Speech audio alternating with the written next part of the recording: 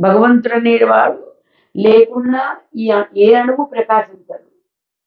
జీవితం వచ్చినందుకు ఏంటంటే చిన్ననాప్పటికి శ్రీరామ రక్షగా అనుకుంటా దీన్ని పోషించుకోవడం కోసమే అహర్నిశలు మనం దీనికోసమే సంపాదించుకోవడం, దీనికోసమే దాచుకోవడం.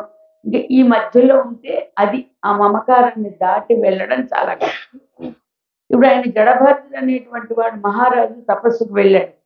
వెళ్ళి తపస్సు చేసుకుంటూ స్నానం కోసం వెళ్ళి నదికి వెళ్ళాడు. స్నానానికి రోజు చేసే చోటే చేస్తున్న భగవంతుడు కూడా ఇలాంటివన్నీ పరీక్షలు.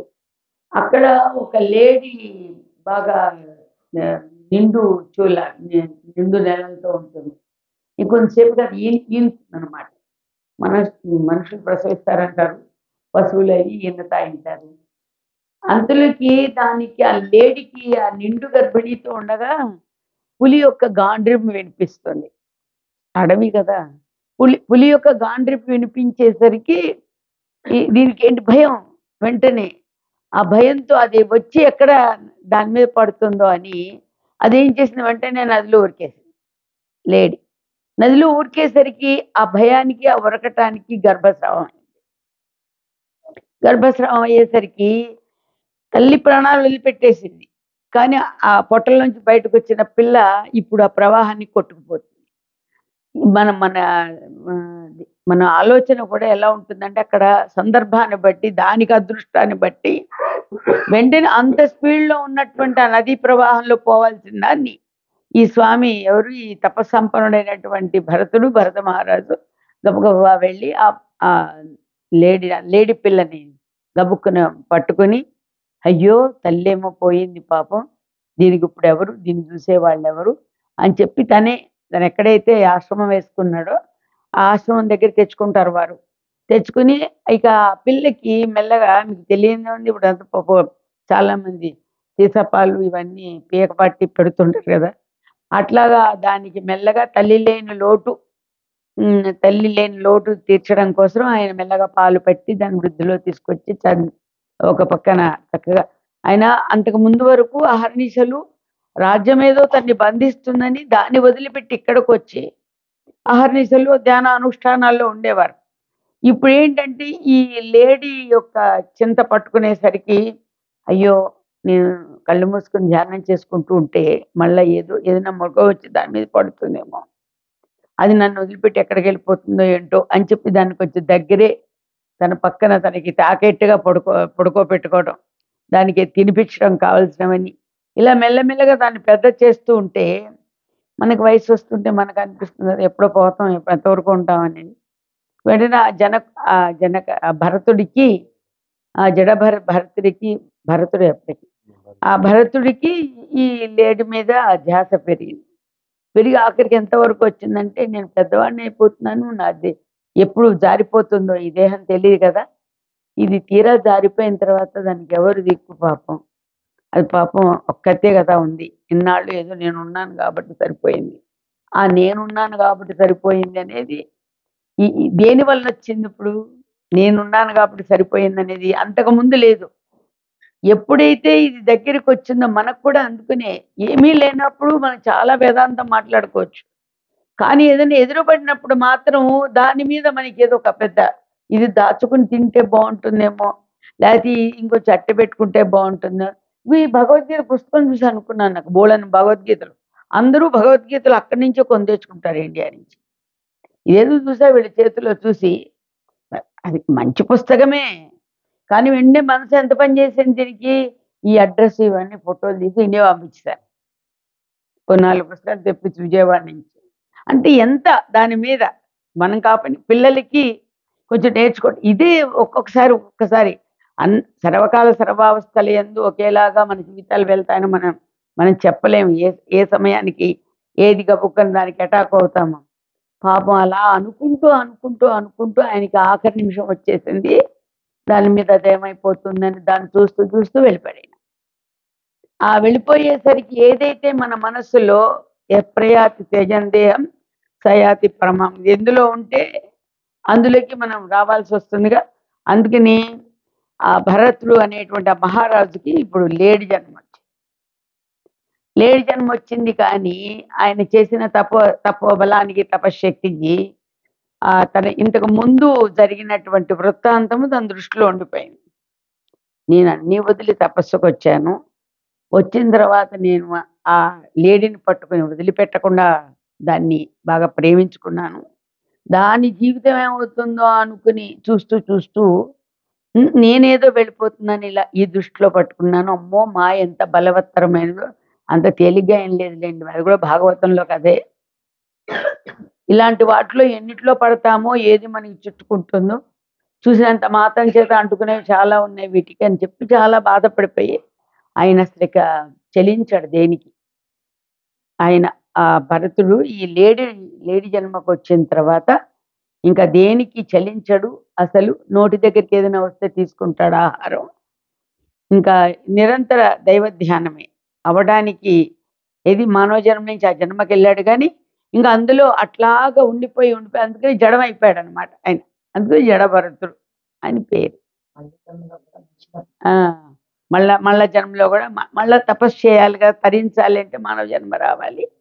కానీ మానవ జన్మకు వచ్చినా కూడా అందులో కూడా ఎప్పుడు జాగ్రత్త, నిజ జాగ్రత్త. మనం అనుకుంటున్నాం కదా బ్రహ్మజ్ఞాని సదా సదా జాగరూకుడు అన్నట్టుగా ఆ జాగ్రత్త అవస్థలో ఉంటూ జాగ్రత్తగా ఉంటూ ఆయన ఆ తపశ్శక్తి చేత ఆయన తర్వాత తరించాడు.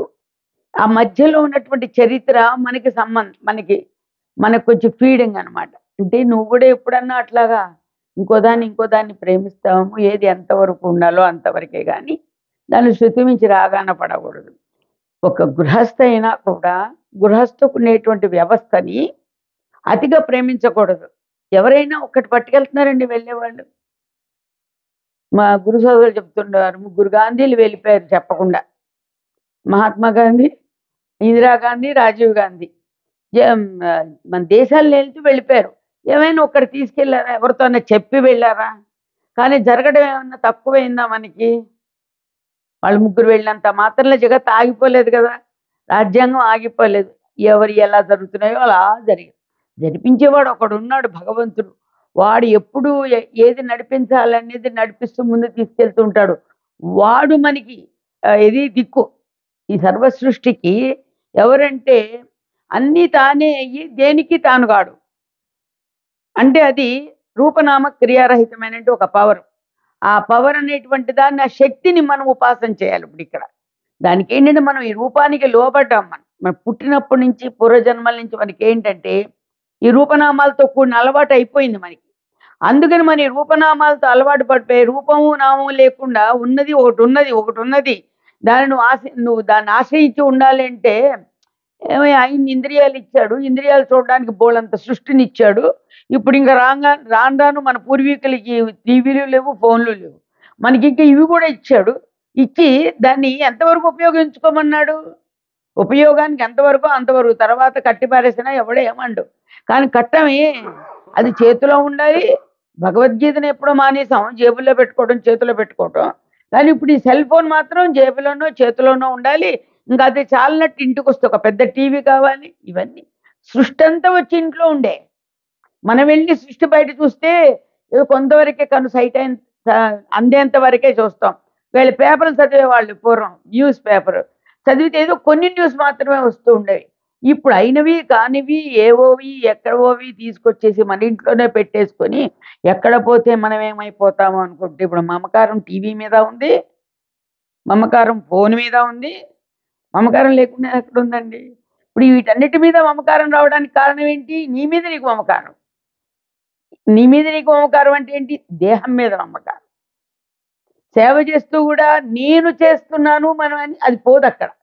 గుడికెళ్ళి సేవ చేస్తూ ఉంటాం. సేవ చేస్తూ నాకు దొరికిన ఈ సేవ నేనే చేయాలి, ఇంకోటి చేయడానికి వీల్లేదు. నేను దండ గుచ్చుతాను చూడు ఎంత బాగుంటుందో. ఇవాళ నేను గుచ్చలేదులేండి, వాళ్ళు ఎవరో గుచ్చి తెచ్చారు. నేను గుచ్చితేనండి రోజు నేనేనండి గుచ్చేది. మళ్ళీ అడ్వర్టైజ్మెంట్ కూడా మనమే చేసుకోవాలి అక్కడ. ఇవన్నీ కూడా ఈ అహంకార మమకారాలకి కూడి ఉన్నటువంటిదే ఇదంతా కూడా. అందుకని అక్కడ ఏంటంటే అక్కడ చాలా బాగా భగవంతుడు మనకి ఎంత సూచన ఇచ్చాడంటే భగవద్గీతనిచ్చి సాక్షాత్తు జగద్గురుదేవులండి ఆ భగవద్గీత చెప్పింది మనకి బోధ. అందుకు శ్రీకృష్ణ పరమాత్మ స్వయంగా చెప్పినటువంటి బోధ అది. అది అర్జునుడిని అక్కడ ఒక మన ప్రతినిధిగా పెట్టాడు అర్జునుడిని. అక్కడ మనకి చెప్పడంలో కూడా సర్వోపనిషతో గావో దోగ్ధ గోపాలనందన పార్థో వత్సః. వత్సః పార్థుడు ఎవరు? ఆవు దూడని చేశాడు ఆయన. ఎవరు అసలు ఆ పాలని గ్రహించేటటువంటి వాళ్ళు? సుధీర్ భోక్త, బాగా బుద్ధిమంతులైనటువంటి వాళ్ళు ఆ జ్ఞానం అనేటువంటి అమృతాన్ని పొందగలిగారు. కానీ ఆ గోవు ఎలా? సర్వోపనిషదో గావః, సర్వ ఉపనిషత్తుల్ని కూడా వేదాలని అన్నిటినీ కూడా ఒక గోవుగా మార్చి ఆ పాలు తీయడానికి మాత్రం శ్రీకృష్ణ పరమాత్మ కూర్చున్నాడు అక్కడ. ఆయనే పాలు పిసుకుతున్నట్ట. పాలు తీసి అవి సుధీర్ల మంచి బుద్ధి కలిగినటువంటి ఆత్మబుద్ధి కలిగినటువంటి వారికే అది యోగ్యత కలుగుతోంది త్రాగడానికి, అనుభవించడానికి. ఇప్పుడు ఇక్కడ మాత్రం అటువంటి ఇది మంచి బుద్ధితో సద్బుద్ధితో ఉన్నటువంటి వాళ్ళకి జ్ఞానం వేరే వాళ్ళు చెప్పాలా? ఎందుకంటే వలకపోతుంది మనకి. అణువణువు చూసినా ఆ పరమాత్మ యొక్క శక్తి చేతనే ప్రకాశిస్తోంది. మనకు ఒక్కటి ఉపయోగపడుతోంది అంటే అది భగవంతుడి అనుగ్రహంతోనే ఉపయోగపడుతోంది మనకి. మనం కూడా భగవంతుని అనుగ్రహంతో సృష్టింపబడిన వాళ్ళమే మనం కూడా. ఆయన చెప్తాడు అక్కడ, నేను భక్తుణ్ణి, నేను పలానా భక్తుణ్ణి అని నువ్వు చెప్పుకోవడం గొప్ప కాదు, భగవంతుడు అనాలి నా భక్తుడు అని. ఒక మహాత్ముడు అనాలి, వాడు మన భక్తుడే లేండి, నా భక్తుడే లేండి అనాలి అని. అట్లా భక్తుడుగా అనిపించాలి అంటే ఏమేం గుణాలు కావాలి అన్నది అక్కడ విశదీకరించి 13వ మంత్రం. ఎందుకంటే ఆ శ్లోకాల్ని చూడటానికి శ్లోకంగా ఉంటుంది కానీ పరమాత్మ ముఖస్థుగా వచ్చింది కాబట్టి అది ఏమైంది? మంత్రమైంది. మంత్రమైంది అక్కడ. అందుకని ఏంటి? ధ్యానమూలం గురోర్మూర్తి, పూజామూలం గురోపదం, మంత్రమూలం గురోర్వాక్యం. ఈ వాక్యాలన్నీ గురుదేవుల ముఖస్థుగా వచ్చాయి. ఏ గురువు? జగద్గురుదేవుల ముఖస్థుగా వచ్చాయి. అందుకని ఇక్కడ ఏమైంది? మంత్రం, మంత్రమూలం అయిపోయింది అక్కడ. అందుకని ఈ మంత్రాలన్నీ కూడా భగవంతుడు ముఖస్థగా ప్రవహించి మనకి తేలిగ్గా భగవద్గీత పట్టుకోగానే నేర్చుకోవాలి అంటే మన పెద్దల నాటి మా చిన్నప్పటి నుంచి వచ్చింది ఏంటంటే భక్తి యోగం ముందర. ఎందుకంటే భగవద్గీతలో 2 అధ్యాయాలు చిన్న చిన్న అధ్యాయాలు, తత్వమని కొంచెం పెద్ద పెద్దగా ఉండి ఇంకా ముందుకు వెళ్ళిన కొద్ది 72 మంత్రాల దాకా ఉన్నాయి. అందుకని బాగా చిన్నవి మనకి వెంటనే పట్టుకోగానే ఎంకరేజ్ చేయడం కోసం మనకి ఏం చూపించారంటే తేలికైంది కూడా భక్తి అనేటువంటిది. అందుకని భక్తి యోగం 20 శ్లోకాలు తప్పకుండా చదువుకుంటే వచ్చేస్తుంది. చదివించేసారు మన చిన్నప్పుడు అందరూ కూడా. అందుకని మనకి అటు తిరిగి ఇటు తిరిగి అవి తిరుగుతూ ఉంటాయి. అదే 20 మంత్రాలతో ఇంకొక యోగం ఉంది, పురుషోత్తమ ప్రాప్తి యోగం. అది 15, ఇది 12, అది 15. కానీ భగవంతుడు మనకిచ్చిన 18 అధ్యాయాల్లో 3 షట్కాలని విడగొట్టారు. వాటిలో ఒక్కొక్కటి అధ్యాయాల కింద వెళ్ళగా ఈ మొత్తం ఈ 18 అధ్యాయాల్ని 3 షట్కాలుగా, కర్మ షట్కము, భక్తి షట్కము, జ్ఞాన షట్కము. మనకు కూడా కర్మ ఆచరించేటువంటి పనులు తీరులు మనకి ఈ కర్మను ఆచరించాలి తప్పకుండా. మనకి ఇంద్రియాలు ఇచ్చింది దేనికి? కర్మేంద్రియాలు. జ్ఞానేంద్రియాలు ఉత్తని గ్రహిస్తాయే తప్ప అవి ఏమీ చేయలేవు. గ్రహిస్తాయి. ఒక దృశ్యాన్ని చూసి ఇది ఫలానాది అని చెప్తుంది మనస్సు చూడగానే. చూసే కన్నుకేం తెలియదు, మనస్సు చేరాలి అక్కడ. మనస్సు ఆ ఇంద్రియంతో చేరితే ఫలానాది చూస్తున్నాను అని మనని హెచ్చరిక చేసి, ఏంటి బాగుందంటావా? అయితే అది తీసుకుంటే సరిపోతుంది కదా, వెంటనే మళ్ళీ మర్చిపోతానేమో, పక్కన ఉన్న వాళ్ళతో చెప్పేస్తే కాస్త నా పని తీరిపోతుంది అని కన్ను వెంటనే దానికి సూచన ఇస్తుంది. ఓ శబ్దం విన్నాం, ఎక్కడో ఒక రికార్డు వినిపించేసి ఒక మాట వినిపించేసరికి వెంటనే మనస్సు దాని యందు ఉండాలి. ఉంటే వెంటనే ఆ శబ్దాన్ని మనం ఉపయోగించేసుకుంటాం. వాళ్ళు ఫలానాని పాట పాడారో లేకపోతే పాట వేశారో ఏదో అంటాం గబుక్క. అలా ప్రతి ఇంద్రియం, ఈ జ్ఞానేంద్రియాలు అనేటువంటివి 5. తెలియని వాళ్ళు లేరు, ఇప్పుడు అందరికీ బాగా తెలుసు. జ్ఞానేంద్రియాలంటే కన్ను, చెవి, ముక్కు, నోరు, త్వగీంద్రియం అంటే స్పర్శ. ఇప్పుడు ఈ కన్ను చూస్తోంది, చెవి వింటోంది, ముక్కు వాసన చూస్తోంది, నాలిక రుచి చూస్తోంది, ఇది స్పర్శ, ఇది త్వగీంద్రియం. అయితే ఇవి అన్నీ కూడా పైనుంచి చూస్తాయి. చూసి ఫలానా నీ మనసుకు అందిస్తాయి. ఇవి మనస్సు ఆ ఇంద్రియం ద్వారా ప్రపంచంలో ఉన్నటువంటి సృష్టిని వినడం ద్వారా, కనడం ద్వారా, తినడం ద్వారా, వాసన చూడడం ద్వారా, ఈ చల్లగా ఉందా, వేడిగా ఉందా అని చూడడం ద్వారా లోపల మనస్సు ఏం చేస్తుంది, అప్పుడు క్రియ చేస్తుంది. ఎలా చేస్తుంది? ఇప్పుడు నాకు చలేసింది, ఏది దేహానికి చలేసింది, వేసే సొట్ట కావాలంటే ఈ 5 ఇంద్రియాలు ఇవి వెళ్ళి తీసుకురాలేవు. అందుకని అదేం చేసింది మనస్సు, ఎట్లో తెచ్చుకున్నావు కదే సొట్టరు, వెళ్ళి వేసుకురా అని ఈ కాళ్ళని ఇన్ని కేజీల మనిషిని లేపి కాళ్ళు నడిచి వెళ్ళి పెట్టులోంచి అది లాక్కుని ఇది వేసుకుంది. కర్మేంద్రియాలు అన్నారు అందుకుని వాటిని ఏమన్నారు, కర్మేంద్రియాలకి ఈ టేస్టులు చూడడం అనేది ఇవన్నీ కూడా తెలియటం అనేది కర్మేంద్రియాలకి లేదు, చెయ్యడమే ఉన్నది. ఆ చేసేటువంటివి కాళ్ళు, చేతులు, అది వాక్కు, పాణి, పాద, పాయు, ఉపస్థలు. అది వాక్కు, మన వాగీంద్రియం ఉంది కదా, అది మాట్లాడడం అనేటువంటిది కూడా కర్మేంద్రియాల్లో అది ముఖ్యమైనటువంటి. మనం కర్మ తెచ్చుకోవడానికి కూడా మనం మాట్లాడే మాటలో ఎవరిని చెంపదెబ్బ వేయక్కర్లా, కానీ మనం మాట్లాడే మాటలో కనుక ఎవరినన్నా కష్టపెడితే అది మనకి కర్మే కూర్చుంటారు, కర్మేంద్రియాలు. అలాగే చేతులు చేయడం, ఇచ్చిపుచ్చుకోవటాలు, కాళ్ళు నడుచుకుని రావటాలు, అలాగే పాయు, ఉపస్థలు.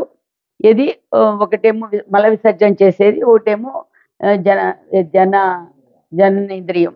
ఇవన్నీ కలిపి కర్మేంద్రియాలు అయ్యాయి. అందుకని ఇవన్నీ కలిపి భగవంతుడు అదే పురుషోత్తమ ప్రాప్తి యోగంలో కూడా చెప్పాడు.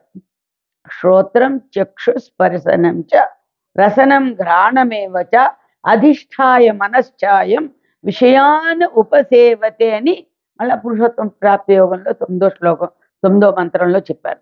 శ్రోత్రము, చక్షు, ఇవన్నీ కూడా మనస్సు కలిసి ఇలా మనని ఆ మూలకి అటువైపు లాక్కెళ్తున్నాయి. అందుకని ఈ షట్కాలు ఏంటి, ముందు 6 అధ్యాయాలు కర్మ షట్కం, కర్మకు సంబంధించి. 7వ అధ్యాయం నుంచి 12వ అధ్యాయం దాకా భక్తి షట్కమైంది. తర్వాత మళ్ళీ 13వ అధ్యాయం నుంచి 18వ అధ్యాయం వరకు జ్ఞాన షట్కం అని 3 షట్కాలుగా మహాత్ములు మనకి విభజించి తేలిగ్గా మనం అర్థం చేసుకోవడం కోసం అందించారు. అందిస్తే ఇప్పుడు ఏంటంటే కొంతమంది అంటారు మేము జ్ఞానంలో ఉన్నామండి ఎప్పుడు అని అనుకుంటూ ఉంటారు. కానీ గురుదేవులు ఏం చెప్పారంటే భక్తి అనేది, ఎందుకంటే ఎక్కడైతే నమ్మకం, గాఢమైనటువంటి నమ్మకం, బాగా విశ్వాసం అనేటువంటి గాఢమైన విశ్వాసం ఎక్కడైతే ఉంటుందో అది భక్తి. మనం ఒక దేవుణ్ణి ఆశ్రయించాం, ఒక మహాత్ముని ఆశ్రయించాం, చాలా విశ్వాసం ఆరూఢంగా ఉంది నాకు, దాన్ని ఏమన్నారంటే వాళ్ళకి భక్తులేండి, వాళ్ళ దేవుడు అంటే చాలా భక్తి అండి, అందుకని అని భక్తి. అది గాఢమైనటువంటి విశ్వాసం. అంటే చూడు, శ్వాస ఆగిపోయినా పర్వాలేదు కానీ విశ్వాసాన్ని మాత్రం సడలినివ్వకూడదు. అందుకని మనకి కూడా ఏంటంటే జ్ఞానం డైరెక్ట్ రాదు, తెలిస్తే తెలుసుగాక, లైబ్రరీల ద్వారా మనం చదువుగాక. కానీ భక్తి యొక్క పరాకాష్ఠయే జ్ఞానం. అంటే ఇక్కడ నమ్మి ఉన్నప్పుడు అది జ్ఞానాన్ని ఎలాగా మనం గ్రహించాలనేటువంటిది మనకి నేర్పిస్తుంది. ఒక చోట మనకి ఆరూఢమైనటువంటి విశ్వాసం ఏర్పడి ఉంటే అప్పుడు నిన్ను నువ్వు త్యాగం చేసుకుంటావు, అది జ్ఞానం. ఇది మనం త్యాగం అక్కడ తెలియదు. గురువులు వెంట ఉన్నాం అనుకోండి, నా అనుభవం కాబట్టి చెప్తున్నాను. గురువులు వెంట నేను చాలా దేశాలు తిరిగాను, యాత్రలు తిరిగాము, కానీ అప్పుడు మాత్రం స్వెటర్ వేసుకుని ఎరగం, బూట్లు వేసుకుని ఎరగం. ఎందుకు అంటే లేదు, వాటి అవసరం లేకపోయింది అప్పుడు. కానీ చుట్టూ ఉన్న వాళ్ళందరూ మమ్మల్ని తీసుకెళ్ళిన వాళ్ళు చాలా పాపం వాళ్ళు చాలా బాధపడి మా గురుదేవులతో చెప్తుండేవారు, ఆవిడ బూట్లు వేసుకోలేదు, చెప్పులు వేసుకుంది. ఒకసారి ఎంబసీకి వెళ్ళాల్సి వచ్చింది చికాగోలో, బాగా స్నో పడుతుంది, మామూలుగా వెళ్ళిపోయిన తర్వాత అక్కడ వాళ్ళు మమ్మల్ని తీసుకెళ్ళిన వాళ్ళని ఆడ కూర్చుని అలా తీసుకొచ్చావేంటి చల్లో అని చెప్పి డాక్టర్ గారిని కోపడేసరికి ఆయన నన్నేం అనలేక, చూడండి బాబు, అమ్మడు, అది బాబుజీ మా గురుదేవులు అమ్మడు అంటుండేవారు, అమ్మాయి ఏమన్నా వేసుకోమని పైన వేసుకోమంటే వేసుకోవట్లేదు, అక్కడ వాళ్ళందరూ నన్ను తిట్టారు, మీకే బుద్ధి లేదా, మీరందరూ 4 వేసుకొచ్చారు, ఆ అమ్మాయిని అలా ఏం లేకుండా చేశాం. అంటే ఎందుకున్నాము అంటే ఉండే శక్తి ఉంది అక్కడ, అంతే. ఒక సాధనలో కొంతవరకు మనం వెళ్ళేటప్పుడు మనం అసలు పట్టించుకోమండి. నువ్వు పూజ చేస్తున్నప్పుడు, లేకపోతే నువ్వు జపం చేసుకుంటున్నప్పుడు, ధ్యానం చేసుకుంటున్నప్పుడు మనస్సు ఒకలాంటి స్థితికి వెళ్ళిన తర్వాత అక్కడ కరెంటు పోయిందా, ఫ్యాన్ లేదా, లేకపోతే ఏమన్నా పాకిందా మీద మనకి తెలియదు అది. ఎందుకు తెలీదు? తెలవాలనేముంది అక్కడ? మనకు కావాల్సింది తెలవాల్సింది ఒక్కటే. భగవంతుడు అనేటువంటి వాడు మనకి గుర్తింపు మనకు కలిగితే చాలు. ఆయన యొక్క దయ లేకపోతే ఏముంది గనక ప్రపంచంలో? అందుకని అట్లాంటి విశ్వాసాన్ని మనం భక్తి అనేటువంటి దాన్ని బాగా అలవర్చుకుంటే భక్తి ద్వారా వచ్చిన జ్ఞానము నిలకడగా ఉంటుంది. భక్తి ఉండాలి అక్కడ. భక్తి ద్వారా వచ్చినటువంటి జ్ఞానం నిలకడగా ఉంటుంది.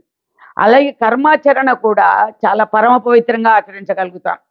నిజంగా కర్మ భక్తిని అలవర్చుకుని కనుక కర్మను ఆచరిస్తే ధర్మమైనటువంటి కర్మను ఆచరించగలుగుతాం.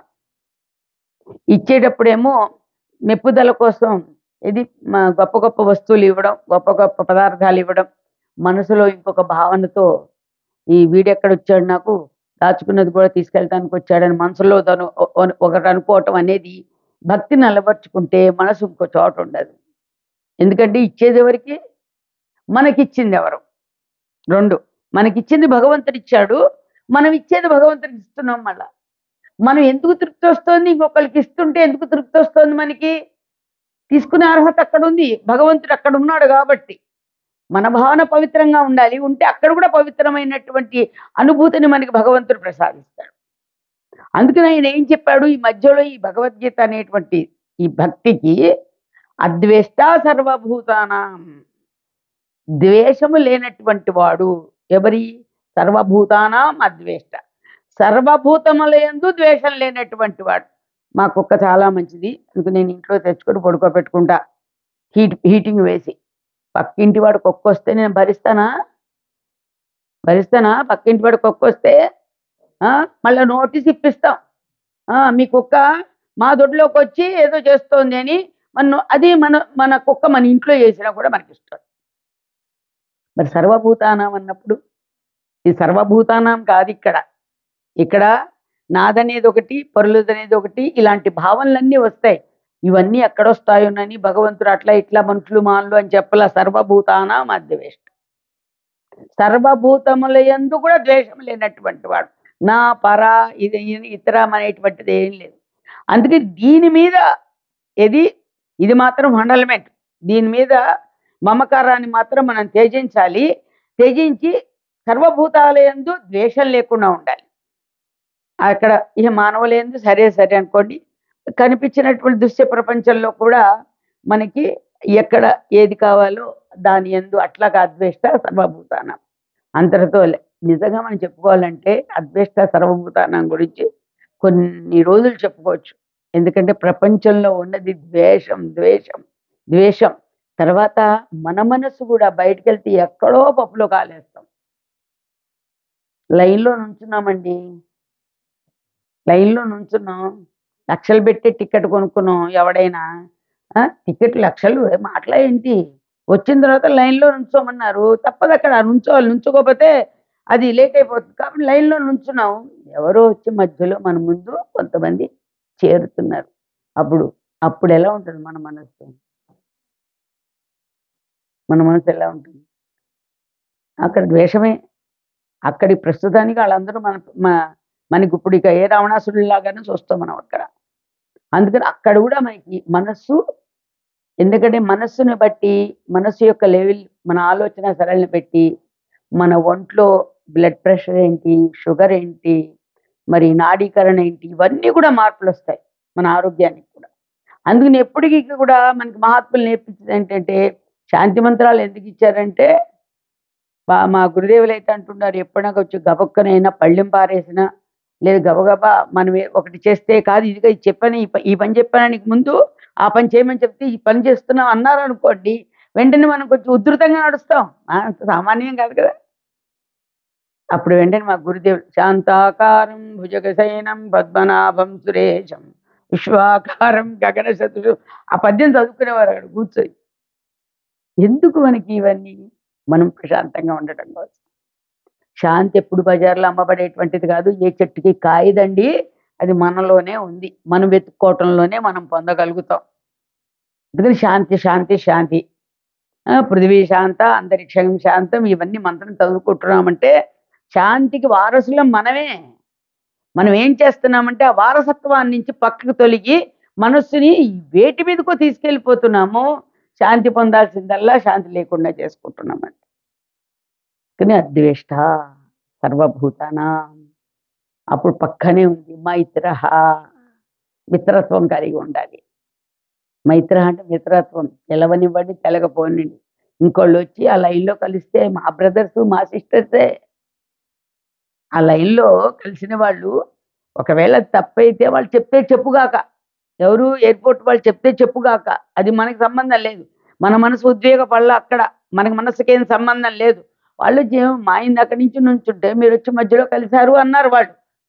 ఏది ఎలా జరుగుతుందో సాక్షిగా మనం హాయిగా అలా చూస్తూ, మనకేం లోటు లేదు గదా! మనం గూడా ఎక్కేస్తాం ఎలాగో. ముందో వెనకో.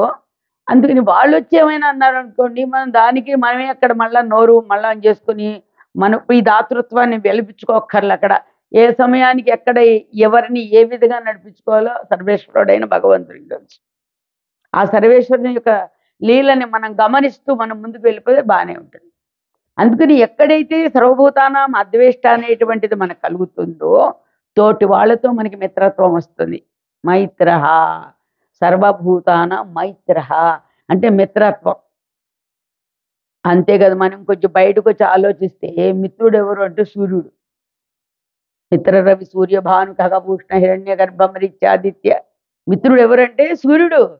మనకి మరి 2 రోజుల నుంచి సస్తగాలి పెట్టుకున్నాం. సూర్యుడు వస్తాడనుకున్నాం. బయట పెట్టుకుందాం అనుకున్నాం. వర్షం పడింది. ఆ! ఏమయ్య పాపం మీరు చాలా ప్రిపేర్ చేసినట్టున్నారు. ఏమిటి అంటే, పర్వాలేదమ్మా సరిపోతున్నాం కదా! లోపల అందుకని బయటికి వెళ్ళాల్సిన అందుకనే బయట చల్లగా ఉండుంటుందేమో. ఎండ రాలేదు. కానీ మాకు చలేస్తుంది అంతే. కదా! మైత్ర. ఆ! అందుకని మైత్రః ఇది అందరి యందు నా నా వాళ్ళు.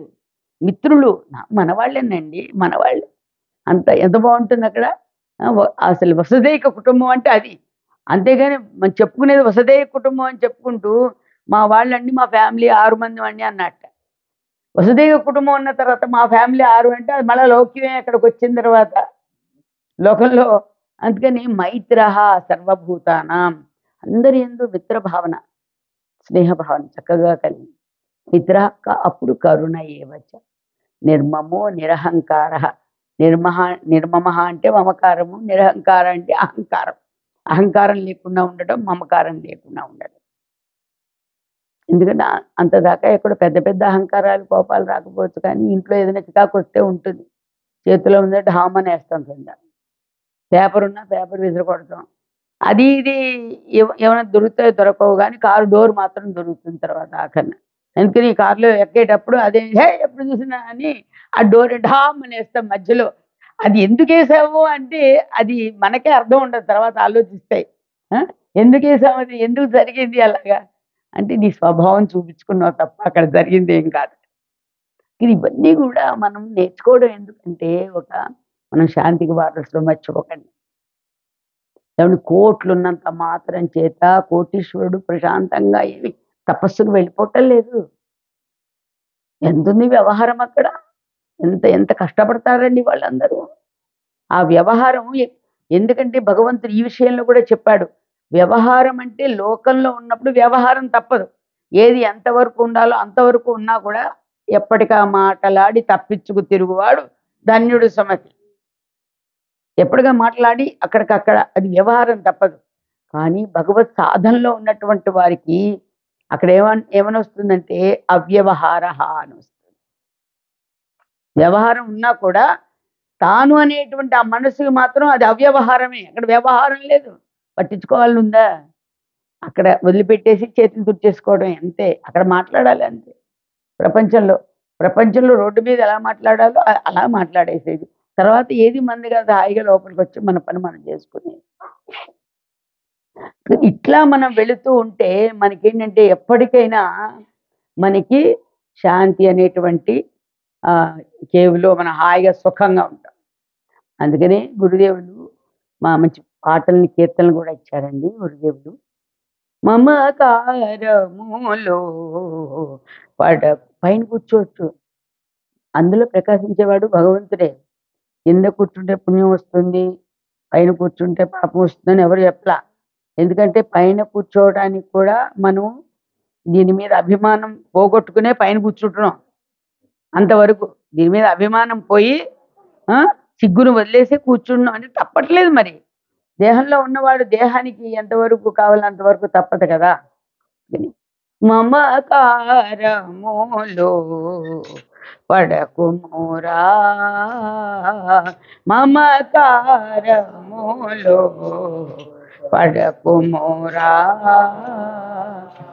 మాధవుని తలపరా జీవా, మాధవుని తలపరా జీవా, మాధవుని తలపరా జీవా, మాధవుని తలపరా జీవా, మమకారములో పడకుమురా, మమకారములో పడకుమురా జీవా. భార్య పుత్రుల బంధుమిత్రుల, భార్య పుత్రుల బంధుమిత్రుల, భార్య పుత్రుల బంధుమిత్రుల, భార్య పుత్రుల బంధుమిత్రుల, మమకారములు మాయలేరా, భార్య పుత్రుల బంధుమిత్రుల, మమకారములు మాయలేరా,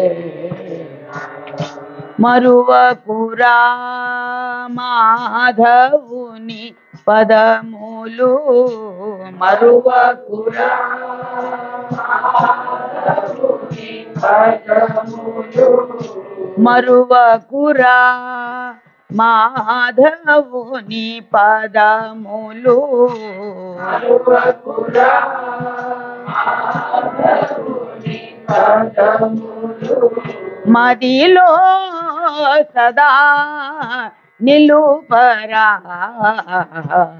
మదిలో సదా నిలుపరా, నీ మదిలో సదా నిలుపరా, నీ మదిలో సదా నిలుపరా,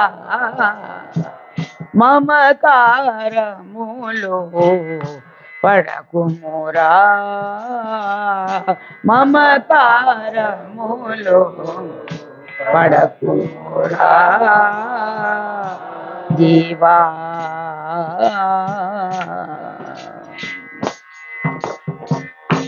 అది నాది ఇది నాదని, అది నాది ఇది నాదని,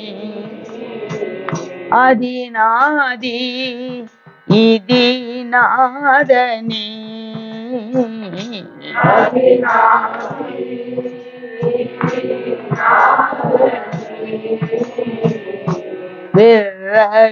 విర్రవీగెదవు జీవా, అది నాది ఇది నాదని, విర్రవీగెదవు ఏది నీది కాదురా, ఏది నీది కాదురా, ఏది నీది కాదురా, ఏది నీది కాదురా, నేను నాది దూరమైనప్పుడు, నాది దూరమైనప్పుడు, నేను నా దూరమైనప్పుడు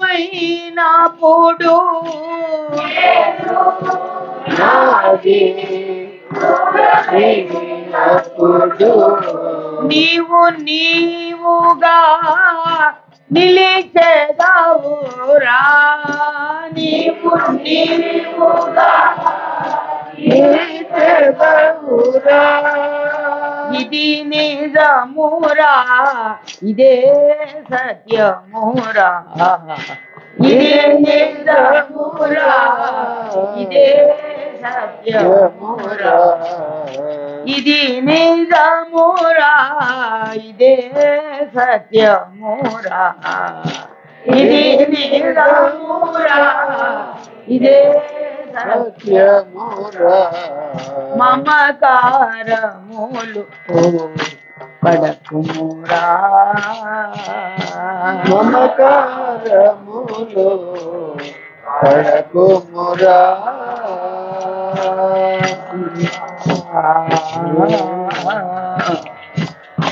కామ క్రోధ మద లోభ మోహములు కామ క్రోధ మద లోభ మోహములు కామ క్రోధ మద లోభ మోహములు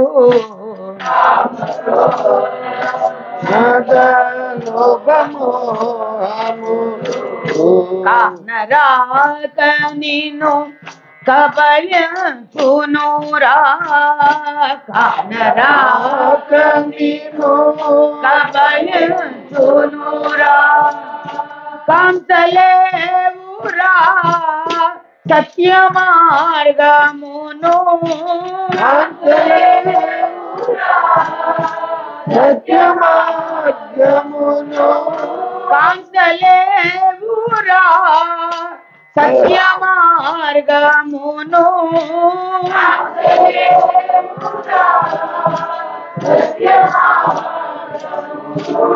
గురు చరణములే నిన్ను రక్షించురా గురు చరణములే నిన్ను రక్షించురా గురు చరణములే నిన్ను రక్షించురా గురు చరణములే నిన్ను రక్షించురా గురు శరణం మమ సద్గురు శరణం మమ శ్రీ గురు శరణం సద్గురు శరణం శ్రీ గురు శరణం మమ సద్గురు శరణం మమ శ్రీ గురు శరణం మమ సద్గురు శరణం మమ శ్రీ గురు శరణం మమ సద్గురు శరణం మమ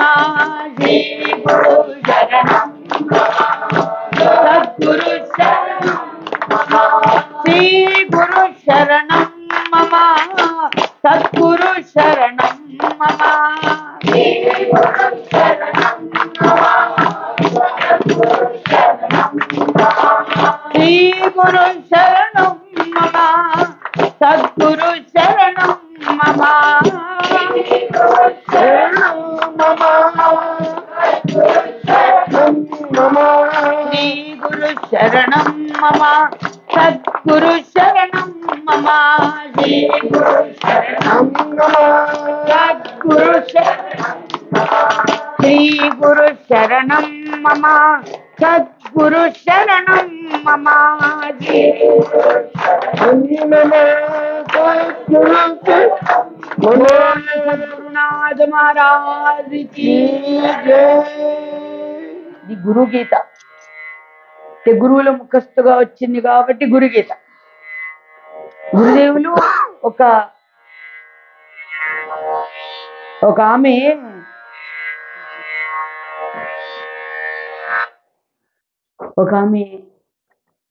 వాళ్ళ మొదలు పెడితేనండి మనం మాట్లాడడం మొదలు పెడితే కొంచెం అనుభవిస్తే చాలాసేపు మనం ఆ చెప్పాల్సిన విషయం చుట్టూ అక్కడక్కడ తిరుగుతూనే ఉంటాం, ఇంకా బయటికి వెళ్ళాం మామూలుగా. అందులో మహాత్ముల సన్నిధిలో గురుదేవుల దగ్గర ఒక ఆవిడ వాళ్ళ ఫ్యామిలీ విషయం చెప్తోంది ఆవిడ. చెప్తుంటే మా గురుదేవులు విశాఖపట్నంలో ఉన్న సివిఎం కాంపౌండ్. చెప్తూ ఉంటే పాపం ఆవిడ ఈ వాళ్ళ ఇంట్లో మా పిల్లల విషయం ఇవన్నీ చెప్తూ ఉంది. అవ్వట్లేదు, ఎందుకు అవ్వట్లే. గురుదేవులు ఏమనలా, ఈ పాట పాడేశారు అంతే. అందుకు నాకు ముఖస్తగా వచ్చింది గురుదేవులు ముఖస్తగా. వెంటనే పక్కన మా గురు సోదరులు విజయేశ్వరానంద వారు గబగబా దాన్ని నోట్ చేయటం వలన మా అందరికీ పాడుకోవడానికి ముందుకొచ్చింది. ఇప్పుడు మమకారంలో పడకుముర మాధవుని ఎవరిని తలవమన్నారు? మాధవుని నువ్వెవరిని ఆశ్రయించావో దేవుణ్ణి తలుచుకో. మీరు మమకారంలో పడకుమురా. ఎంత చూసినా ఎంత ఉన్నా ఏదో ఒకనాడు మనం వాళ్ళని వదిలిపెట్టడమో వాళ్ళు మనల్ని వదిలిపెట్టడమో జరుగుతుంది. తెలియని జగమెరిగిన సత్యం అది. ఆ మాత్రం చేత వాళ్ళని ప్రేమించొద్దు అనలా. ఎందుకంటే భార్య పుత్రుల బంధుమిత్రుల మమకారములు మాయలేరా అంటే అక్కడ చాలా మంది అపార్థం చేసుకుంటారు. భార్యాపుత్రులు బంధుమిత్రులు వాడిని విడిచిపెట్టి వెళ్ళాను, వారు గురుగారు వస్తారండి, ఆ గురువుగారికి ఎవరిని వాళ్ళేనండి, చాలా అపార్థం చేసుకుంటున్నారు. అలా చెప్పరు ఏ గురుదేవులు కూడా. ఒకవేళ చెప్పిన నీకేదైనా లోపల ఏదైనా రోగం ఏదైనా ఉంటే ఒకవేళ రోగానికి అలా చెప్పాల్సి వస్తుందేమో, కానీ నాకు తెలిసి మా గురుదేవులు అసలు అలా కాదు. అందరినీ ప్రేమించు, ఎవరికి ఎటువంటి స్థానాన్ని ఇవ్వాలో ఆ స్థానాన్ని ఇవ్వాలి, అక్కడ నువ్వు న్యాయం చేకూర్చు, ప్రేమను చూపించాలి. కానీ అమ్మో మేమంటాం ఏమండి కాస్త ఓ చోట సత్సంగం జరుగుతుంటే రావచ్చు కదా, ఎంతసేపు కొన్ని ఆదివారాలు కూడా రావచ్చు కదా అంటే కొంతమంది అమ్మో ఇల్లు వదిలిపెట్టి రావడమే అమ్మో చాలా కష్టం అండి, ఇల్లు వదిలిపెట్టి రావాలంటే. అటు పక్కంతా అసలు దొంగలుగా ఉంటారట. ఏదో సృష్టి ఇక జరుగుతుంది అక్కడ. కరోనా అన్నిటినీ తీసిపారేసిందండి. ఏవేవైతే మాట్లాడి మానవుడు తన వైపు చాలా లౌక్యంగా ఎలా మాట్లాడుతుండే వాళ్ళమో, కానీ మొత్తం అన్నిటినీ కరోనా బంద్. ఇంట్లోంచి ఆ కరోనాని కొంచెం జ్వరమో కొంచెం ముక్కో కొంచెం దగ్గో ఇటువంటి వస్తే చాలు, హాస్పిటల్ కూడా డాక్టర్ చెప్తే చాలు, వచ్చేయండి ఇది వ్యాన్ వచ్చేస్తుంది, మీరు వచ్చేయండి, చేర్పిచ్చేస్తారు. మనకి వాళ్ళకి కరెంటు పోతే వైర్లు ఎలా కట్ అయిపోతాయో అట్లా మనకు కూడా ఎంతమంది మార్పులు వచ్చేసాయో ఇప్పటికైనా బుద్ధి రావట్లేదు మనకి. కానీ భగవంతుని తలుచుకో, వాళ్ళ బాగోగులు భగవంతుడు చూస్తాడు తప్పకుండా. మనం వేరు, మన పిల్లలు వేరు కాదు. భగవంతుడు వాళ్ళని కూడా చూస్తాడు. నువ్వు బాగుండాలంటే భగవంతుడు వాళ్ళకు కూడా చల్లగా చూస్తాడు. తప్పుతుంది ఏమిటయ్యా, నీ పిల్లలు చూడకపోతే నువ్వు ఊరుకుంటావా? నువ్వు బాధపడితే నాకు బాధ కదా. ఇలాంటివన్నీ ఎన్నో విన్నాం. భార్యాపుత్రుల బంధుమిత్రుల మమకారములు మాయలే అంటే మమకారములు మాయ అక్కడ.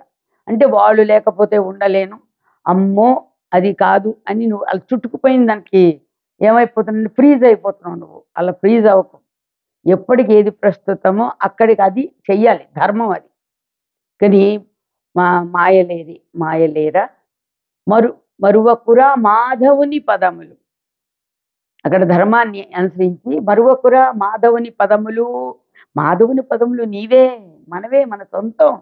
గుళ్ళో దేవుడు పాదాలు అక్కడ ఉన్నాయని గుడికి సొంతమా? గుడి వాళ్ళు కూడా తలిపేసి వెళ్తారు అక్కడ. ఎవరికి సొంతం కాదు, ఎవరు తీసుకెళ్లరు. అవి ఎవరితోని వెళ్ళిపోతే అయిపోయేది కాదు అక్కడ, అందరివి అయి ఉన్నటువంటివి అక్కడ.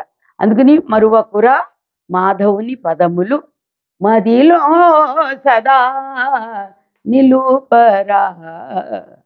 మన మదిలో సదా ఎప్పుడు ఏం చేస్తున్నా హాయిగా భగవన్నామం చక్కగా ఆలోచన అటువైపు అని అంటున్నారు స్వామివారు ఆ పాటల్లో, కీర్తనలో. మధ్యన ఉన్నటువంటి చరణం చాలా కావాల్సినటువంటిది. అది నాది ఇది నాదని విర్రవీగెదవు. ఏది నీది ఇందులో? అది నాది ఇది నాది లిస్టు బోళంత చేసుకుంటాం ఏంట్రా? ఏది నీది? బాబుజీదేనా అంతా? ఇప్పుడు బాబుజీదే కదా అంతా. మరి ఆడుకోవటానికి వెళ్ళిపోదాం అనుకున్నావు కదా, ఆడుకోవటానికి బయటికి వెళ్దాం అనుకున్నావు కదా, అనుకున్నావా? ఇందాక అనుకున్నావు. అందుకని అది నాది ఇది నాదని విర్రవీగేదాం.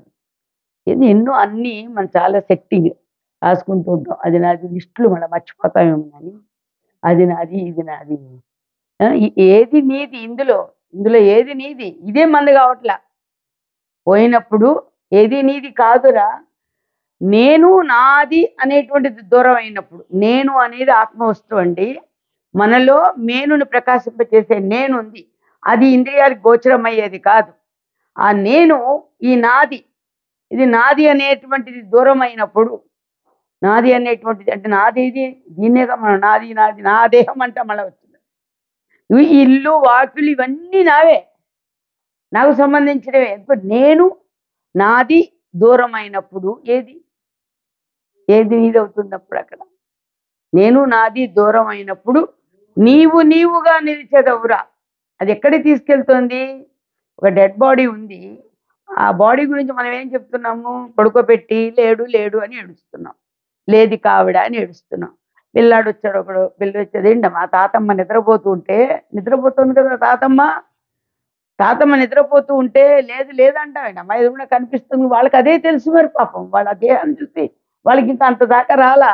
మనం ఏముంటాం, తాతమ్మే కానీ తాతమ్మ కాదు. అవును మన తాతమ్మే కానీ లేదు. మరి ఇదేంటిది అంటే, ఇది తాతమ్మ ఇక ఈ బాడీ కూడా ఉండదు, మనకు కనిపించదు. కొంతసేపట్లో మనకి కనిపించదు, తీసుకెళ్ళిపోతారు అందరూ. మా చిన్నతనంలో ఎవరైనా నా అనుకున్న వాళ్ళని గబుక్కని తీసుకెళ్ళిపోతుంటే వీళ్ళకి ఎంత దయాదాక్షిణ్యాలు లేవు, ఎత్తుకెళ్ళిపోతున్నారు అనుకున్నాను. అంటే మా తండ్రి గారు శ్రీశైలం నా చిన్నతనంలో వెళ్ళిపోయారు. శ్రీశైలంలో గురుదేవుల సన్నిధిలో వెళ్ళారు. ఏది ఇందులో వాడు లేడు అని చెప్తున్నాం మనం, లేకుండా ఎక్కడికి పోయాడు? ఏం చెప్తున్నాం మనం? దేవుడైపోయాడమ్మా. ఏం చెప్తున్నాం మన పిల్లలకి? దేవుడైపోయాడమ్మా, దేవుడైపోయాడు, లేదా అనంత వాయువుల్లో కలిసిపోయాడు అని చెప్తున్నాం మనం. మనమే చెప్తున్నాం, మనమే అంటున్నాం. మన కళ్ళతే బోళని మంది వెళ్ళిపోతున్నారు. మనం కూడా ఏదో ఒకనాడు అట్లా వెళ్తామని మనకు కూడా తెలుసు. అది వచ్చిన ప్రతిదీ ఏది వెళ్ళడం అనేది ఖాయం, మారిపోవటం అనేది ఖాయం. అన్నీ తెలుసు కూడా వాళ్ళు పాపం వెళ్ళిపోయారటండి. పాపం చిన్న వయసులో వెళ్ళిపోయారు. మనం ఇక చాలా ఏళ్ళు ఉంటాం అనుకుని మనం ఇక దాచుకుంటూ ఉంటాం. మనం పూర్వం వాళ్ళకి పాపం ఫ్రిడ్జులు లేవు, ఆ తిండి వ్యవహారాలన్నీ ఎప్పుడు కాకపోతే వండుకు తినేవాళ్ళు వాళ్ళు. ఇప్పుడు మన కర్మగాలి మన ఫ్రిడ్జ్లో ఒకటి వచ్చాయి, అందుకని తిండి కూడా ఎన్ని సంవత్సరాలైనా అందులో ఉంటుంది, మనం వేడి పెట్టు తింటమే. అది ఈ దేశాలే కాదు, ఇది అక్కడికి కూడా వచ్చేసింది. ఆయుర్వేదం అంటుంది నువ్వు ఫ్రెష్గా వండుకు తిన్ను, చెట్టును కోసుకొచ్చి నువ్వు వండుకుంటే నీకు రోగం రాదు అంటారు. ఆరోగ్యం అది మన ఆయుర్వేదం వాళ్ళు. కానీ అది టచ్ చేయాలి, ఏది ఆ ఫ్రిడ్జ్ టచ్ చేయాలి. బంగాళదుంపలు వచ్చినా ఫ్రిడ్జ్ చూడాలి, బంగాళదుంపలు ఫ్రిడ్జ్ ఎందుకు చెప్పండి. అది పాలు వచ్చినా ఫ్రిడ్జ్ని టచ్ చేయాలి. అలా ఇంటికి తీసుకొచ్చినవి ఏదైనా కూడా పాపం, ఎందుకంటే అక్కడికి ఒక సామానం బయట ఉండడం తప్పుతుంది, మన కంటికి చాటుగా వెళ్తుందని అదొక బీరువాలాగా ఉపయోగించేస్తున్నారు. ఆవకాయలు పిల్లు కూడా ఫ్రిడ్జ్ మీకోసమే ఫ్రిడ్జ్లో ఎందుకు పెడుతున్నారమ్మా? వాళ్ళ కోసమే కదా లిస్ట్ ఇస్తున్నా. అందుకని ఇలాగా నేను నాది అనేటువంటి దూరమైనప్పుడు నీవు నువ్వే. అందరి గురించి మనం చెప్పుదామేమో ఆఖరి స్థితి, కానీ ఎవరి గురించి వాళ్ళు చెప్పుకోం. ఏమండి, ఏదైనా దేనికైనా లోపం అయ్యి జారిపోతే అదే జీవుడు కర్మ తీరిపోతే అందరి గురించి మనం ఫోన్లు చేసి చెప్పుగాక ఎవరి గురించి వాళ్ళు చెప్తామా? ఒకవేళ పడిపోయిన దేహం ఒకవేళ లేచి ఏమన్నా బాగున్నారా అందనుకోండి, మళ్ళీ ఒక్కడు ఉండడు అక్కడ. ఎందుకని ఆ దెయ్యం చేస్తారు తప్ప మనిషి అనుకోరు. ఎంత చిత్ర విచిత్రమో ఇదంతా మన కళ్ళెత్తిన మనకి తెలియకుండా లేదండి అసలు తత్వం అంతా. మనం దానిలో దురుకున్నాం, బాగా నాంతున్నాం కూడా. కానీ ఆ విషయం వచ్చేసరికి పక్కకి వెళ్ళిపోయేసరికి ఏమైపోతున్నామో తెలియట్లేదు, కర్మలు పెంచేసుకుంటున్నాం. నేను నాది దూరమైనప్పుడు నీవుగా నిలిచేద్దరు కూడా. ఇది నిజము, ఇది సత్యం, నువ్వు పరమాత్మ స్వరూపానివే కానీ నువ్వు ఈ దేహధారివి కాదు. నువ్వు ఎప్పుడుగో ఒకనాటికైనా నీ కర్మ ఇప్పుడు నువ్వు సరిగ్గా చేసుకోకపోయినా ఇంకో జన్మలో అయినా ఎప్పుడో అప్పుడు నువ్వు అది అవని నువ్వు గుర్తించినప్పుడే నువ్వు నిజమైనటువంటి స్థానాన్ని పొందుతావు. అందుకే ఆ స్థితి తీసుకురావాలి. ఇది ఉత్కృష్టమైన మానవ జన్మని మహాత్ముల యొక్క పాపం చెవులో ఇల్లు కట్టుకు చెబుతున్నారు అని చెప్తూ కామక్రోధ మద లోభ మోహములు కానరాక నిన్ను కబలించునుర. కామ క్రోధ లోభ మోహ మద మాత్సర్యాలు ఇవన్నీ కూడా ధ్యాయతో విషయాన్ పుంస సంగస్తేషూపజాయతే. సంగాత్ సంజాయతే కామ, కామాత్ క్రోధోభిజాయతే. క్రోధాత్ భవతి సమ్మోహ, సమ్మోహాత్ స్మృతివిభ్రమ, స్మృతిభ్రంశాత్ బుద్ధినాశ, బుద్ధినాశాత్ ప్రణశ్యతి. ధ్యాయతో విషయాన్ పుంస. పురుషుడైనటువంటి సృష్టిలో ఉన్నటువంటి వాడు విషయాదుల్ని ధ్యాసలో పెట్టుకున్నట్ట. విషయాదుల్ని ధ్యాసలో పెట్టుకునేసరికి ఏమొస్తుంది? దాని సంగమం వస్తుంది. ఏముందిలే అని కొంచెంసేపు ఆవకాయలు పెట్టే చోట ఉన్నామండి. మనం మందేసుకుంటున్నాం ఆయుర్వేదం. ఆవకాయ తినకూడదు అండి. ఆవకాయ కలుపుతున్నారు. అక్కడ వేడి అన్నం తీసుకొచ్చారు, మంచి ఆవ పెట్టారు, అక్కడ కలుపుతున్నారు. కలుపుతూ ఉంటే ఈ తినకూడదు అనుకుని పత్యం చేసేటువంటి వాడికి ఏమనుకుంటాడు అక్కడ కూర్చుని? ఒక్క ముద్దైనా కదా, ఏది కొంచెం కొంచెం నాలుగు చివర రాసుకుంటాం. మరి ఆయుర్వేదం వాళ్ళు ఏమంటారు? నువ్వు వేసిన మంది ఎంతరా అంటే. ఇప్పుడు మనకి హాస్పిటల్లో అందరినీ జాయిన్ చేసేసుకోవడానికి అవసరం ఉండదు. ఎందుకు జాయిన్ చేసుకుంటారు అంటే విరోచనాలు వాంతులతోనూ వస్తాడు, మీరు ఈ మందులు వేసుకోండి అని మందులు రాసిస్తారు డాక్టర్ గారు. రాస్తే మా ఇంటికి వెళ్ళిన తర్వాత వాడికి అన్ని లాగుతూ ఉంటాయి, అది తిను ఇది తిను అని. విరోచనాలు తగ్గినాయి కదా, తగ్గేసరికి లాగుతూ ఉంటే వాంతులు తగ్గాయి. అది తగ్గుతుంటే వీడేం చేస్తాడంటే అవన్నీ లాగుతుంటుంటే నిన్నేగా బోళ విరోచనాలని, ఎందుకు రోజు తినొచ్చు కదా అంటే డాక్టర్ గారు ఒక మాత్ర వేసుకోమన్నారు, నేను 2 మాత్రలు వేసుకుంటా పొరాలు పెట్టి అంటాడు. వీడు పెట్టేసరికి వీడు తినేస్తాడు, దానికి ఆగలేడు. అది కూడా విషయమే, అదే విషయం, అది కూడా విషయమే. దానికి వీడు లాగిచ్చేస్తాడు. కొంచెం లాగిచ్చేసరికి వెంటనే మళ్ళీ 2 వైపులా మొదలు పెట్టేస్తాడు. వెంటనే అప్పుడు మళ్ళీ హాస్పిటల్కి వెళ్ళిపోతే డాక్టర్ గారు అర్థమైపోతుంది. డాక్టర్ గారికి అర్థమైపోయి నేను ఇచ్చిన మందుకి ఇప్పటిదాకా అసలు అవడానికి వీల్లేదు, వీడికి అయినాయి అంటే ఇంటి దగ్గర ఏదో ఔపత్యం చేస్తున్నాడని నువ్వు జాయిన్ అయిపో, 2 రోజులు ఇంటికి పంపించేస్తానంటాడు. అప్పుడు డబ్బాలు కూడా లోపలికి తీసుకెళ్తాను వెళ్ళి అక్కడ కూడా తిరిగి అయిందా ఇక్కడ మరియా సార్ ఏంటో తినలేకుండా ఉంది కూడు అంతాను. ఇంటి నుంచి పంపిస్తావా అక్క, పంపిస్తావా అమ్మ అనుకుంటూ మనం ఇక్కడి నుంచి హాస్పిటల్ నుంచి కొంచెం ఏదైనా కాస్త ఉడకేసి తీసుకురండి కొంచెం, అసలు మరి సహించట్లేదంటారు. లేదు అక్కడ హాస్పిటల్లో చెక్ చేస్తున్నారు, హ్యాండ్ బ్యాగ్ లోపల తీసుకెళ్తాను. ఏమవుతుంది బ్రతుకు? ఇప్పుడు మనమే కంట్రోల్ చేసుకుంటే, వాస్తవానికి మనం కంట్రోల్ చేసుకుంటే అసలు రోగాలు ఉండవు. మనం చేయాల్సిన పద్ధతిలో వెళ్ళకపోవడంతో మనకి అన్ని ఆవహిస్తున్నాయి మనకి పాపం. అవి కూడా మనం కూడా చక్కగా ఇన్వైట్ చేస్తున్నాయి. అలాగ అందుకని నేను నాది దూరం అయినప్పుడు, అలాగే కామ కోరిక అక్కడ చెప్పింది కూడా భగవద్గీత శ్లోకంలో ధ్యాయతో విషయాన్ పుంసః సంగాత్సం సంగస్తేషు ఉపజాయతే. తేషు వారికి ఉపజాయతే, వారిని వెంట పడుతున్నాయి ఇవన్నీ కూడా. ఏది వాటితో సంగమం చేసి ఉండబట్టి దానివల్ల ఏమొస్తుంది? సంగస్తేషు సంగాత్సం జాయతే కామ, కోరిక కలుగుతుంది. ఆ సంగమం వల్ల కోరిక జరుగుతుంది. కోరిక తర్వాత ఆ కోరిక తీర్చలేదనుకోండి, అప్పుడు దాని మీద క్రోధం వస్తుంది, కోపం వస్తుంది. కామాత్ క్రోధో విజాయితే, క్రోధాత్ భవతి. ఏమైనా సరే నేను చేసి తీరుతాను, ఆయన కాదన్నాడు కానీ ఆ పని చేయనన్నాడు కానీ నేను ఎందుకు చేయడం కుదరదు కానీ పట్టుదల వస్తుంది. దాని ఏంటది? మోహం. అక్కడ సమ్మోహాత్ స్మృతి భ్రంశ. ఇంకేంటి? బుద్ధి, దాని ఆలోచన సరళి కూడా మారిపోతుంది, వక్ర మార్గాన్ని వెళ్ళిపోతుంది. బుద్ధినాశ ప్రణశ్యతి అని భగవద్గీతలో చెప్పాడు. అలాగే గురుదేవులు ఇక్కడ కామ క్రోధ మద లోభ మోహములు కానరాక నిన్ను కబళించునురా. మనకు అనిపించవు, ఉన్నట్టు తెలియదు. అందుకని కాంచలేవురా సత్య మార్గమును. అందుకని గురు చరణములే నిన్ను రక్షించు. నువ్వు ఏ గురుదేవులను ఆశ్రయించావో ఆ గురుదేవుల చరణారవిందములే మనని గమ్యస్థానాన్ని చేరుస్తాయి. అందుకని మమకారంలో పడకుమురా మాధవుని తెలపరా జీవా అని గురుదేవుని బోధన అందించారు మనకి. కాబట్టి ఇక్కడ మనం ఎంతో అదృష్టంగా మానవ జన్మ రావడం. మా గురుదేవులు అనుకునేవారు, పూర్వజన్మలో ఎంతెంత పుణ్యం చేసుకుంటే పుణ్యం రాశీభూతమై ఈ మానవ జన్మకు వచ్చారో, మానవ జన్మకు వచ్చిన తర్వాత భగవంతుని ఆరాధించాలనేటువంటి కోరిక కలిగింది మీకు. ఇంకా ఏం కావాలి? దానికి కావలసినటువంటి మార్గం చూపించే గురువులు కూడా లభించారు మనకి. ఇంకా అంతకంటే ఏం కావాలి? అందుకనే మనకి ఆదిశంకర భగవత్పాదాచార్యులు వారు కూడా దుర్లభం త్రైమేవైత దైవానుగ్రహ హేతుకం మనుష్యత్వం ముముక్షుత్వం మహాపురుష సంశయ అని. మోక్షం అంటే చచ్చిపోతే మోక్షం కాదు. తర్వాత ఇంకొంతమంది అనుకుంటారు ఇప్పుడు ఏం ఆచరించినా పోయిన తర్వాత మోక్షం రాదు, ఎత్తుపోతలు వస్తాయి అంతే. శవం కాలితే దాంట్లో నుంచి ఏమొస్తాయమ్మా? ఎత్తిపోతలు. అప్పుడు ముందు నుంచి వాళ్ళంటే అభిమానం ఉన్నా లేకపోయినా వంకతో అస్థికలు కలపాలన్నా కాసి వెళ్తుంటారు వీళ్ళు. ఉన్నప్పుడు గ్లాసు నీళ్ళు ఎవరు, కొంచెం అమ్మ కొంచెం అటు వెళ్తున్నట్టునో, కొంచెం నాకేదో కాజా తినాలని ఉందమ్మా తెచ్చి పెడతాను, ఇంకా నీకు దిగ్వా చాపల్యం చావలా అని పెద్దవాళ్ళని ఎంతమందిని ఎన్ని చోట్ల చూస్తున్నామండి మనం. జాలేస్తుంది పాపం మీద. వాళ్ళు మన కోసం ఎంత అర్పించేశారో, ఎంత ఒళ్ళుగొల్ల చేసుకున్నారో మన గురించి.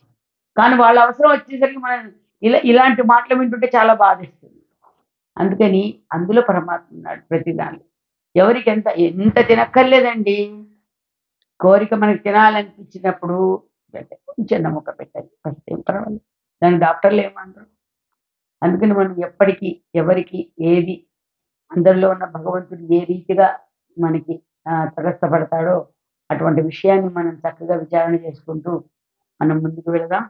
కాబట్టి అటువంటి శక్తిని, భక్తిని, అఖండ సాధనా సంపత్తిని ఈ గురుదేవులు మనందరికీ ప్రసాదించుగాక.